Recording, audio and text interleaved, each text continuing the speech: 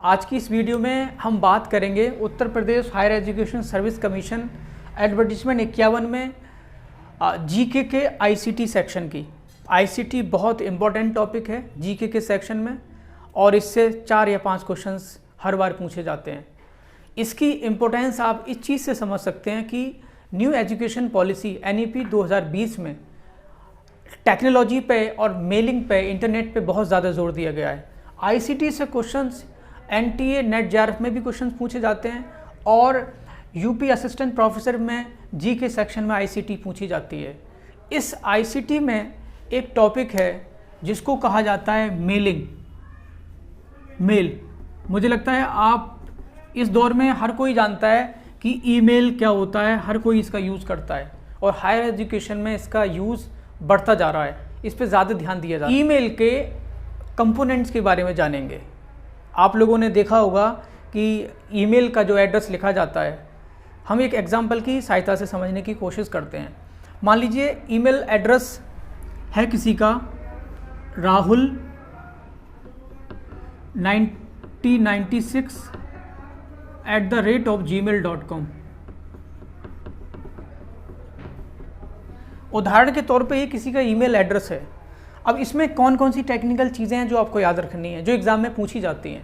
पहली चीज़ आप याद रखें, @gmail से लेफ़्ट की तरफ ये वाला जो सेक्शन है इतना, इसको कहा जाता है यूज़र नेम।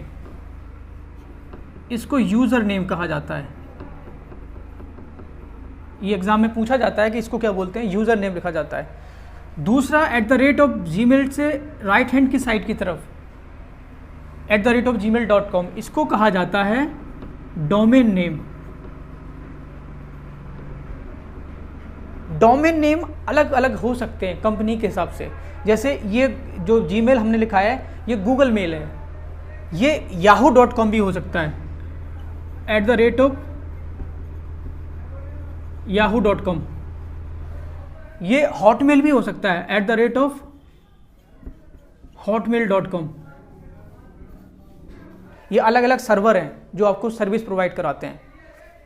उसके बाद में इसकी कुछ विशेषताएं हैं जो आपको समझनी है मेल की, जो एग्ज़ाम में पूछी जाती हैं। कभी कभी आपको 4 ऑप्शन दिए जाते हैं और मेल दिए जाते हैं, 4 मेल ID दी जाती हैं। पूछा जाता है निम्नलिखित में से कौन सी सही है, सही उसका लिखने का पैटर्न क्या है, मेल कैसे सही लिखा जाता है। तो अगर इसकी आपको जानकारी है तो आप उसको सही कर देंगे। पहली चीज़, ये जो मेल लिखा जाता है वो हमेशा स्मॉल लेटर में लिखा जाता है। मतलब छोटे अक्षरों में मेल ID आपकी लिखी जाती है। कभी भी ये कैपिटल लेटर में नहीं होता। बहुत सारे लोग कैपिटल लेटर में लिख देते हैं, वो इनकरेक्ट होता है। ये हमेशा स्मॉल लेटर में लिखा जाता है। दूसरी चीज़, इन लेटर्स के बीच में कोई स्पेस नहीं होता, नो स्पेस।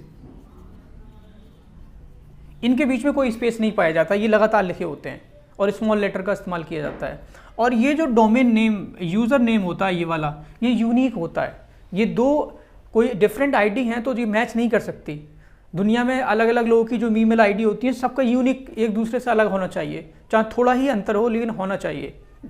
2-4 वो टेक्निकल पॉइंट्स हैं जो आपको याद रखने हैं। पहली चीज़, पहले होता है आपका जब मेल बॉक्स आप खोलते हो अपना मेल राइट लिखने के लिए, तो पहले होता है फ्रॉम, दूसरा होता है टू और तीसरा होता है CC और चौथा होता है BCC। इन 4 चीज़ों के बीच में आपको डिफरेंस समझना बहुत ज़रूरी है। ये तो इजी है, फ्रॉम का मतलब जो भेजता है। जैसे आप किसी अपने दोस्त को मेल कर रहे हैं तो आपका एड्रेस यहाँ पे होगा और जिसको भेज रहे हैं वो यहाँ पे होगा। तो जो भेजता है उसका फ्रॉम में होता है, जिसको भेजा जाता है वो टू में होता है। लेकिन ये 2 चीज़ें हैं, 2 टर्म हैं जो ज़्यादा इंपॉर्टेंट है। यहीं से क्वेश्चंस आते हैं और ज़्यादातर स्टूडेंट्स इसमें कन्फ्यूज़ हो जाते हैं। CC का जो मतलब होता है वो होता है कार्बन कॉपी। इसको हम एक एग्जाम्पल की हेल्प से समझने की कोशिश करेंगे। मान लीजिए कोई एक कंपनी है, उस कंपनी में A है सुपरवाइज़र, A सुपरवाइज़र है। पर्सन B है, ये कंपनी का बॉस है, ठीक है। और X, Y और Z ये कंपनी के एम्प्लॉई हैं। ये तीनों लोग कंपनी के एम्प्लॉई हैं, ज़्यादा भी हो सकते हैं, हम तो 3 का एग्जाम्पल देके आपको बता रहे हैं। तो अगर सुपरवाइज़र मेल करता है, कहाँ से आता है? ए से। ए कौन है? सुपरवाइज़र। ए मेल किसको करता है? XYZ को। एक चीज़ आप याद रखें कि 2 में मेल एक से अधिक लोगों को भेजा जा सकता है। एक ही मेल आप बहुत सारे लोगों को 2 में उनका ईमेल एड्रेस लिख दें तो सबको चला जाएगा एक बार में। तो ज़रूरी नहीं है कि एक ही आदमी को मेल भेजेंगे आप, बहुत सारे लोगों को भी मेल भेजा जा सकता है। उसके बाद में तीसरा जो आता है वो है CC, कार्बन कॉपी। मान लीजिए ये अपने बॉस को इसकी कार्बन कॉपी भेज देते हैं, बी के लिए, बी को लिख देते हैं कार्बन कॉपी में। कार्बन कॉपी होती क्या, ये समझें आप पहले। मान लीजिए सुपरवाइज़र ए ने XYZ को कोई मैसेज किया, मेल किया, उस मेल में उन्हें कोई जानकारी दी काम से संबंधित, या उन्हें कोई टारगेट दिया कि आप ये काम करें, और उसकी कार्बन कॉपी उन्होंने अपने बॉस को भेज दी बी के लिए। बी में लिख दिया, CC में बी का एड्रेस, ईमेल एड्रेस लिख दिया, तो ये मेल इन XYZ तीनों के पास जाएगा और उसके बाद में उसकी कार्बन कॉपी बी के पास, बॉस के पास भी चली जाएगी। इसका मतलब ये लोग XYZ को ये मालूम होगा कि जो मेल हमें रिसीव हुआ है ये और किन लोगों को रिसीव हुआ है और इसकी कार्बन कॉपी किसके पास पहुंची है। ये एक्नॉलेजमेंट के लिए ऐसा किया जाता है कि मान लीजिए किसी कंपनी का सुपरवाइज़र है, वो कोई काम से संबंधित अपने एम्प्लॉयज़ के लिए मेल भेजता है और अपने बॉस को भी एक्नॉलेजमेंट भेज देता है कि हमने इनको ये जानकारी दे दी है, इस काम से संबंधित कोई सूचना दे दी है इनके लिए। तो ये कार्बन कॉपी का कंसेप्ट होता है, कार्बन कॉपी। लेकिन इसमें ये चीज़, टेक्निकल चीज़ याद रखने वाली है कि जिनको मेल भेजा जाता है और उस मेल की कॉपी भेजी जाती है, कार्बन कॉपी, जिसको उनको पता होता है, इनको पता हुआ कि इसकी कार्बन कॉपी बी को, बॉस को भेजी गई है, और इनको भी पता हुआ कि इनको ये भेजी गई है। लेकिन जो सबसे इम्पोर्टेंट है BCC, इसको बोलते हैं blind carbon copy. Blind carbon copy में अगर जिसको मेल भेज दिया जाता है, मान लीजिए कोई पर्सन है इस कंपनी का, ये तो बॉस हुआ, मान लीजिए कोई इसका ऑनर है, उसको मान लेते हैं हम C। तो अगर C को हम कोई मेल भेजते हैं इन सबको, तो C को हम डाल देते हैं ब्लैंक कार्बन कॉपी, BCC में डाल देते हैं, ब्लाइंड कार्बन कॉपी में डाल देते हैं जब मेल सेंड करते हैं।